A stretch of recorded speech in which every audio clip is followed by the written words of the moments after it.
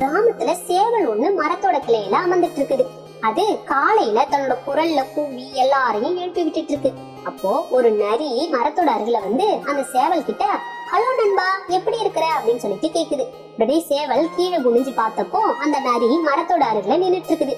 அப்போ அந்த சேவல் நினைக்குது, நான் இவன் கிட்ட கவனமா இருக்கணும், இவன் தந்திரமான நரி, என்னுடைய நண்பர்கள் எல்லாரையும் கொண்டு சாப்பிட்டுலாம், எனவே நான் தான் என்ன பாதுகாத்துக்கணும் அப்படின்னு நினைக்குது.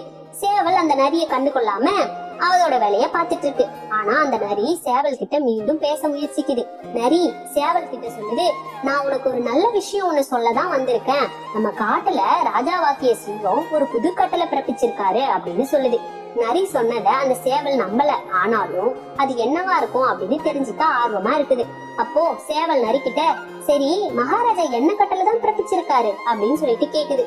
அதுக்கு அந்த நரி சொல்லுது, இந்த காட்டுல உள்ள நாம அனைவரும் ஒன்றா நண்பர்களா பழகணும், எந்த ஒரு சண்டையும் வேறுபாடும் இல்லாம நாம அனைவரும் நண்பர்களா இருக்கணும், இதுதான் சிங்கராஜாவோட கட்டளை அப்படின்னு சொல்லுது நரி. அதுக்கு சேவல், அப்படியா, இது உண்மையா அப்படின்னு சொல்லிட்டு கேக்குது. நரியும் ஆமா உண்மைதான் அப்படின்னு சொல்லுது.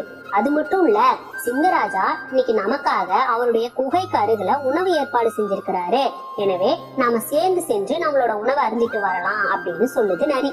அப்போ அங்க நாய்கள் குறைக்கிற சத்தம் கேக்குது. அந்த சத்தம் கேட்டதும் நரியோட முகத்துல ஒரு பயம் தெரியுது.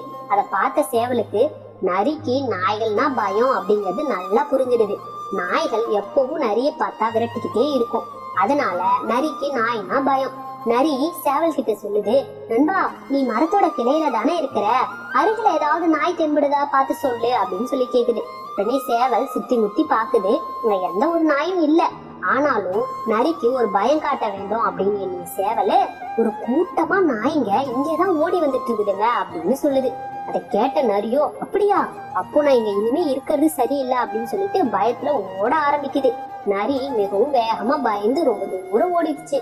அப்போ சேவல் நரி ஓடுறத பார்த்து சிரிச்சுக்கிட்டே இருக்குது. நீதி, அடுத்தவருக்கு தீமை நினைத்தால் அது நமக்கே தீமையாக வந்து முடியும்.